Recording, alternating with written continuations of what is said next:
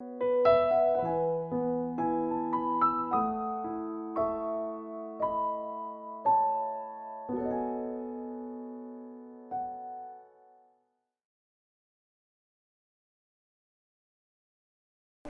간음하지 말라 하였다는 것을 너희가 들었으나 나는 너희에게 이르노니 음욕을 품고 여자를 보는 자마다 마음에 이미 간음하였느니라.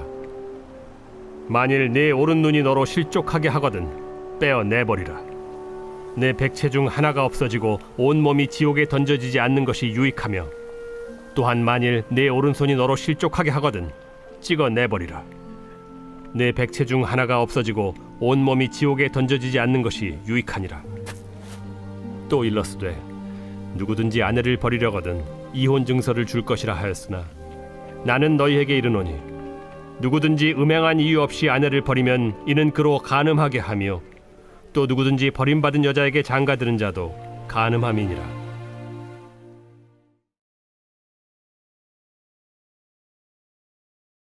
하나님 말씀 보겠습니다. 골로새서 4장 2절 말씀입니다. 기도를 계속하고 기도에 감사함으로 깨어 있으라. 거룩을 갈망하는 자여, 당신은 하나님을 향한 사랑이 식지 않도록 매일 새롭게 결단하고 주의해야 합니다. 항상 이렇게 기도하십시오.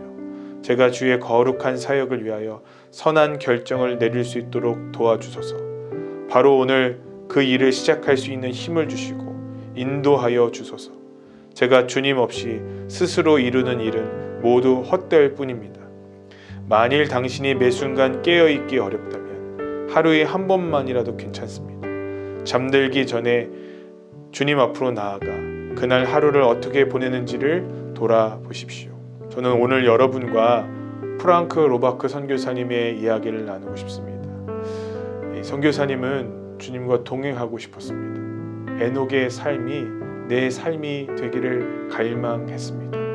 비록 선교사의 삶을 살았지만 그러나 주님과 동행하는 것이 이끌지 않던 선교사님은 한 가지 결단을 하게 됩니다. 그것은 내가 내 삶에 주님의 역사와 임재를 의식하며 살아야겠다라는 것이었어요.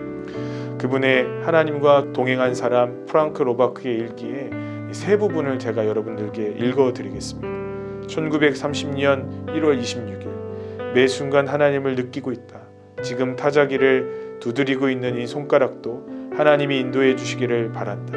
나의 걸음을 통해서도 하나님이 흘러나오기 바란다. 1930년 5월 4일 매 순간 끊임없이 하나님을 만나며 하나님을 생각의 주제로 삼고 대화에 짝삼는 것, 이것이야말로 평생 접해보지 못한 가장 놀라운 일이다. 점점 된다.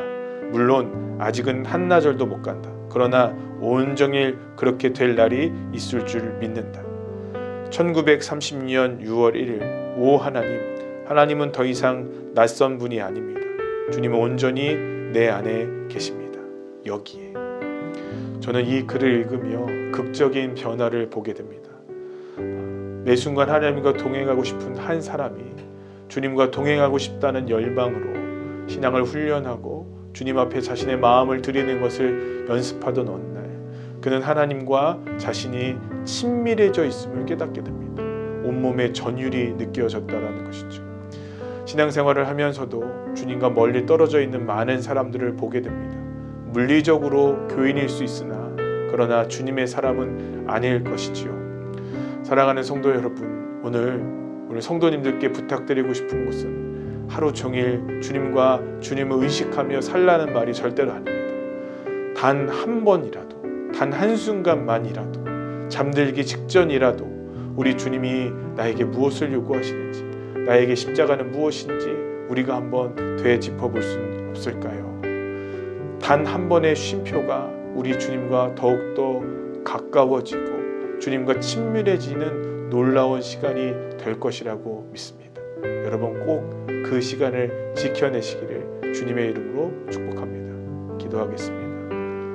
우리와 동행하길 원하시는 주님, 부족한 죄인도 오늘 이 시간 주님을 바라봅니다. 선하고 하나님 자비로우시며 긍휼에 풍성하신 하나님의 은혜가 하나님 오늘 주님을 바라보기로 결단하는 모든 사랑하는 성도들에게 부어지게 하여 주시옵소서. 예수 그리스도의 이름으로 기도했습니다. 아멘. 성도님, 오늘 하루도 승리하십시오. 감사합니다.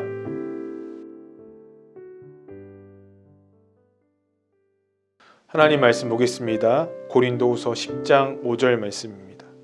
하나님 아는 것을 대적하여 높아진 것을 다 무너뜨리고 모든 생각을 사로잡아 그리스도에게 복종하게 하니, 거룩을 갈망하는 자여, 당신의 몸을 쳐서 그리스도께 복종시키십시오.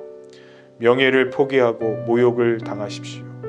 경멸을 받고 어떠한 역경도 견뎌내십시오.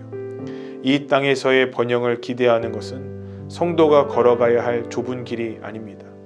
그럼에도 여전히 당신 자신을 주님보다 더 신뢰한다면 당신은 그 무엇도 감당해낼 수 없을 것입니다. 오직 그리스도만 신뢰하십시오. 그분의 십자가를 사랑하십시오. 그러면 하늘로부터 오는 능력을 입고 당신 자신뿐 아니라 그리스도와 함께 세상을 다스리게 될 것입니다. 굳센 믿음과 그리스도의 십자가로 무장되어 더 이상 사탄을 두려워하지 않게 될 것입니다. 오늘은 어떤 책을 읽다가 여러분과 함께 나누고 싶은 이야기가 있어 그 이야기를 나누겠습니다. 밀림에서 원주민들에게 복음을 전하는 선교사님이 계셨습니다. 그는 원주민을 고용하여서 파인애플 묘목을 심었습니다. 3년이 되어서 드디어 맛있는 파인애플을 거둘 수 있는 시기가 되었습니다. 그런데 파인애플이 익기가 무섭게 원주민들이 이 파인애플을 훔쳐가기 시작했습니다. 밀림의 법칙에는 나무를 심은 사람은 나무 열매를 따먹을 수 있는 권한이 있기 때문에 그들 스스로가 이 열매의 주인이라고 여긴 것입니다. 선교사님은 이 고용된 원주민들에게 제발 파인애플을 따가지 말라고 요구했습니다. 자기가 운영하는 병원도 닫아보았고 또 그들에게 베풀던 호의도 이젠 더 이상 베풀지 않아 보기도 했습니다. 그럼에도 불구하고 그들은 끊임없이 그들이 갖고 있는 파인애플을 소유하게 되었습니다. 선교사는 포기하지 않고 자기 권리를 끝까지 주장했지만 이 원주민과의 기나긴 싸움은 계속되었고 무려 8년 동안이나 싸움은 계속되었습니다. 선교사님은 할 수 없이 파인애플의 농장의 권리를 포기하고 하나님께 이 모든 권리를 드리기로 결정했습니다. 그런데 놀라운 일이 벌어지죠. 얼마 후에 원주민들이 선교사를 찾아와서 이렇게 이야기했다고 합니다. 이제야 당신이 그리스도인이 되셨군요 라고 말입니다. 원주민은 그 이후로 다시는 파인애플을 훔쳐가지 않았다고 합니다. 그들은 하나님의 파인애플을 훔쳐간다는 사실이 두려워지기 시작했고 원주민들이 더 많이 예수 그리스도를 믿기 시작했다라는 것입니다. 여러분, 이 재미난 이야기를 통해서 또 오늘 우리가 읽었던 묵상을 통해서 함께 나누고 싶은 것이 바로 이것입니다. 여러분, 우리가 우리의 작은 권리, 작은 자존심, 작은 명예를 내려놓는 것, 그것이 참 우리에게는 힘들고 어려운 일임에는 분명합니다.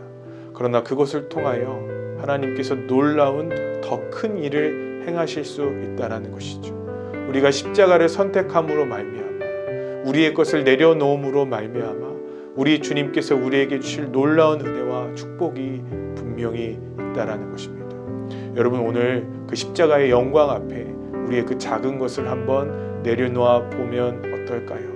우리 주님께서 우리의 삶에 어떻게 역사하시는지 우리가 목도할 수 있게 되기를 주님의 이름으로 축복합니다. 기도하겠습니다. 하나님, 우리가 이 선교사님과 같습니다. 하나님, 8년 동안 원주민과 씨름을 한 것처럼 우리도 세상과 주변에 있는 사람들과 내 자존심과 내 권리를 위해서 끊임없이 줄다리기를 합니다. 그러나 이 시간 하나님 아버지께 우리의 모든 권리를 포기하고 내려놓습니다. 주님께서 역사하여 주시옵소서. 우리는 작고 보잘것없는 것을 내려놓지만 그러나 한없는 하늘의 영광과 은혜로 우리 가운데 함께하여 주실 줄 믿습니다. 사랑이 많으신 예수 그리스도의 이름으로 기도했습니다. 아멘. 성도님, 오늘 하루도 승리하시기 바랍니다. 감사합니다.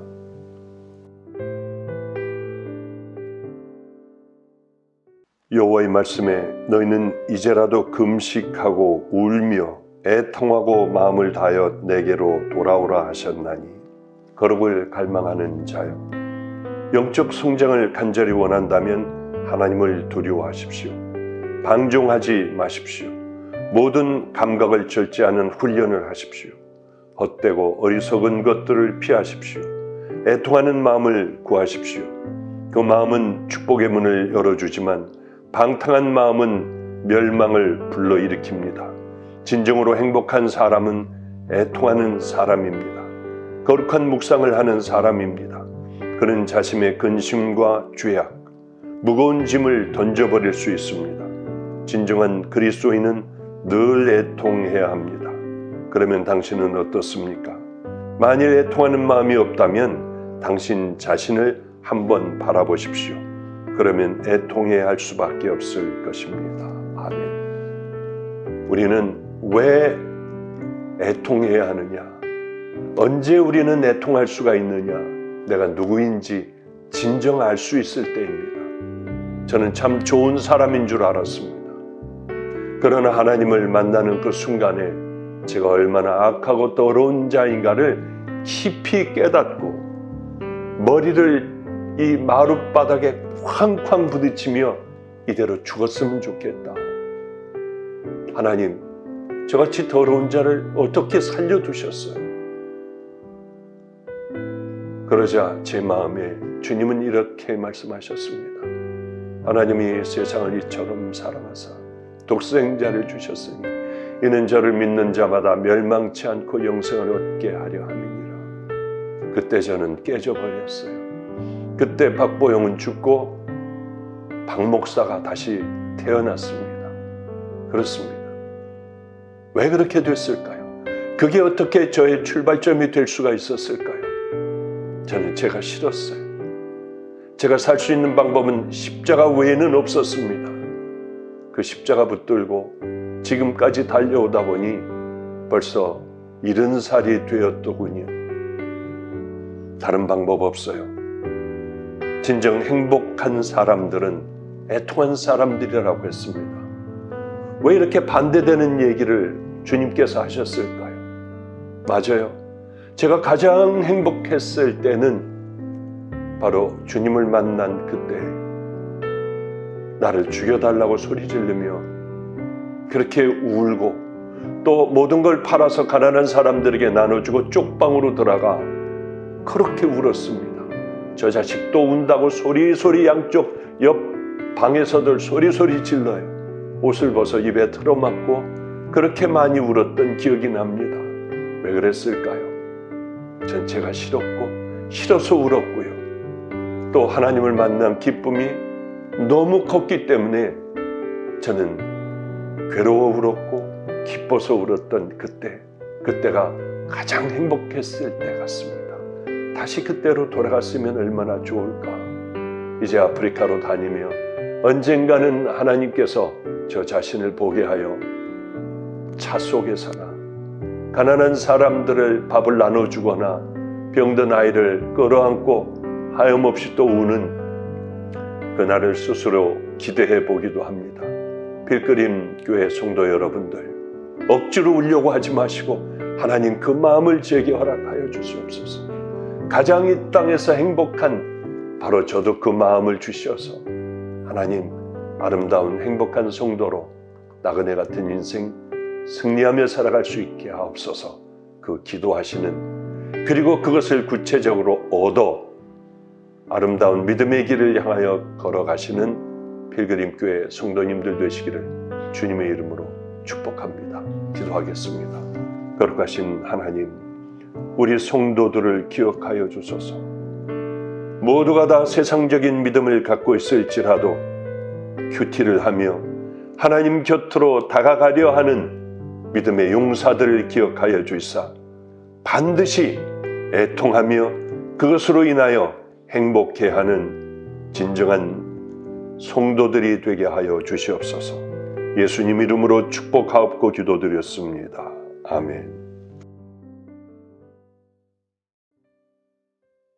오늘 우리가 함께 읽을 말씀은 잠언 24장 1절의 말씀입니다. 너는 악인의 형통함을 부러워하지 말며 그와 함께 있으려고 하지도 말지어다. 거룩을 갈망하는 자여, 왜 당신은 마음대로 되지 않는다고 원하는 것을 얻지 못한다고 화를 냅니까? 이 세상에서 누가 자신이 원하는 것을 다 가졌습니까? 그런 사람은 단 한 명도 없습니다. 그러나 참으로 모든 것을 가진 사람이 있습니다. 그는 주님의 이름을 위하여 고난당하는 사람입니다. 믿음이 쉽게 흔들리는 사람은 저 사람 좀 봐, 얼마나 돈이 많은지, 얼마나 성공했는지라고 자주 말하며 부러워합니다. 그러나 당신은 시선을 하늘의 보화에 고정시키고 흔들리지 마십시오. 그러면 세상의 소유와 성공에 대하여 말하는 것이 얼마나 무가치한지 깨닫게 될 것입니다. 세상의 물질과 성공은 염려와 두려움을 주기에 결국 무거운 짐이 될 것입니다. 그리스도인에게 행복이란 재산에 많고 적음에 있지 않습니다. 자족할 줄 안다면 적은 것으로도 충분합니다. 저희가 사역하고 있는 삼부르라고 하는 사막 부족이 있습니다. 그곳에는 항상 물이 부족합니다. 이 건기철인 요즘에는 더욱더 그렇습니다. 그래서 많은 맑은 물을 물통에 가득 담아서 식량과 함께 우리 사막 부족민들에게 나눠주는 그런 사역을 하고 있습니다. 한 번은 물을 나눠주다 보니까 제가 마실 물도 다 나눠줘서 물을 마실 수가 없게 된 적이 있었습니다. 타는 갈증을 이제 뒤로 한 채 아무튼 저는 이제 집으로 돌아오게 됐는데 차를 몰고 집에 돌아오는 길에 도로 저 끝자락에 물이 가득 고여 있는 곳입니다. 그래서 제가 이렇게 생각했어요. 이상하다. 저기에는 물이 없는 곳인데 어떻게 저 안에 물이 이렇게 많이 있지? 가뜩이나 타는 목마름이 있었기 때문에 제가 차를 이제 속력을 내서 그 도로 끝자락으로 가고 왔습니다. 끝자락에 도착했을 때는 그 물이 온데간데 없어지고 도로만 남아있는 거예요. 그때 이제 태양이 비쳐서 마치 물이 있는 것처럼 보이는 그런 이제 신기루 현상이었습니다.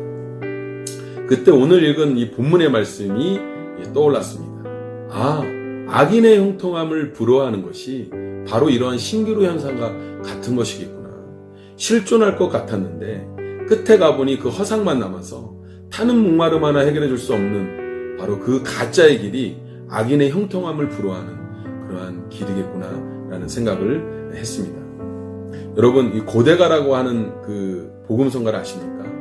사랑의 원자탄이라고 불리는 우리 손양원 목사님께서 작사한 곡인데 다시 오실 주님을 절실한 마음으로 기다린다는 그런 내용입니다. 낮에나 밤에나 눈물 머금고 내 주님 오시기만 고대합니다. 가실 때 다시 오시마 하신 예수님, 오 주여 언제나 오시렵니다. 손양원 목사님, 비가 올 것 같은 그런 구름이 끼고 날이 꾸물꾸물한 날은요, 밖으로 막 뛰쳐나가 혹여나 우리 주님 오시는 거 아닌가 하고 하늘을 이리저리 바라보시고 또 하늘만 멍하니 그렇게 바라보시는 그런 일들이 많았다고 합니다. 손영환 목사님은 모든 사람들이 외면했던 그 나병 환자들을 섬기기에 자신의 일평생을 헌신합니다. 그리고 나병 환자의 피고름을 입으로 빨아내어 제거하기도 합니다.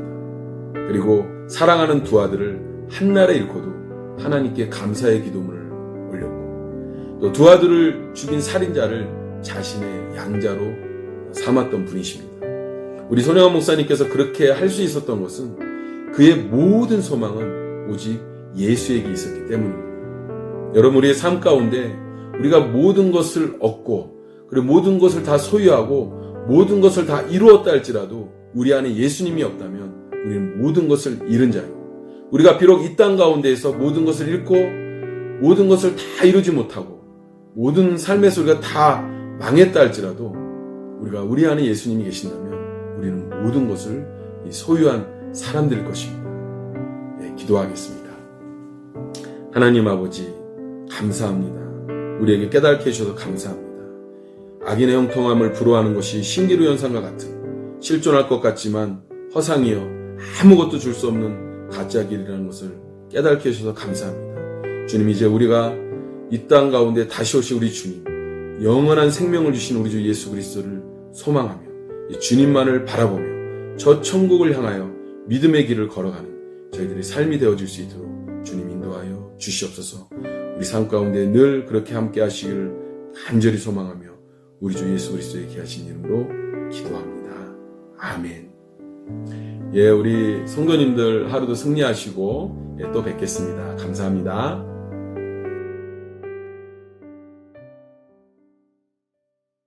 하나님 말씀 보겠습니다. 잠언 14장 32절 말씀입니다.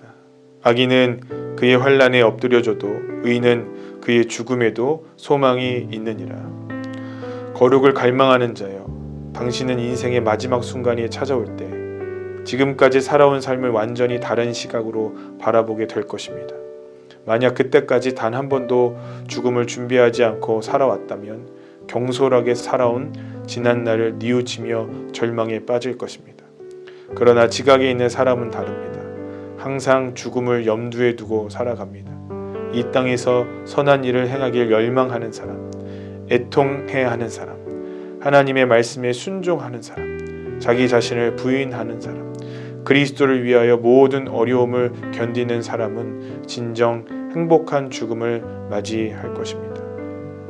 제가 저희 멘토 되시는 박보현 목사님과 함께 그분의 삶에 대해서 함께 이야기를 나눴던 적이 있습니다. 어느 날 목사님께서 자신이 참 많은 날 동안 전도에 실패했었는데 그날 하루만큼은 내가 만나는 모든 사람들을 영접시키고 또 그들을 교회로 보냈던 적이 있다라고 말씀하시더라고요. 당시 저는 노방전도를 하면서 늘 거절을 당했기 때문에 도대체 어떤 날이었는지 그날을 여쭤봤습니다. 그날의 특별한 분위기, 하나님께서 주신 특별한 은혜, 그것을 갈망했기 때문입니다.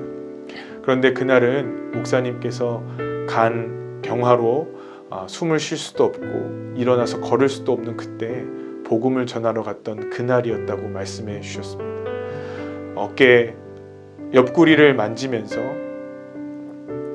나는 이제 곧 죽지, 내가 한 명이라도 구원시키고 주님의 부르심을 받아야지 라고 간을 만지면서 그렇게 복음을 전했던 그 날이라고 하셨습니다.